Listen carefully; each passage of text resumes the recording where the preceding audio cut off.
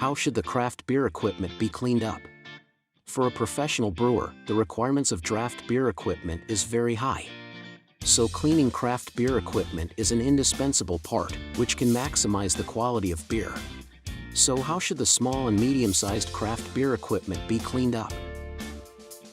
There are 3 general cleaning methods for small craft beer equipment: drinking water cleaning, caustic soda cleaning and disinfection, and boiling water cleaning and disinfection. However, in the process of cleaning up, we should pay attention to the cleaning of the mashing and cleaning of the pipes, and then clean them with cold water to ensure no residual of fire and alkali. There are 3 small craft beer equipment cleaning precautions. 1. Washing the fermenter. After the beer in the fermenter is empty, it is not necessary to discharge the carbon dioxide. It can be washed twice with cold water. In that case, there is no taste of the wine in the jar. Then, before introducing the edible base, the carbon dioxide is discharged. 2. The cleaning of the hose. Most people have been habitually inferred from the outside of the plastic hose its internal situation. But this is generally not correct. This is due to the high internal regulations of the plastic hose and its difficulty in cleaning.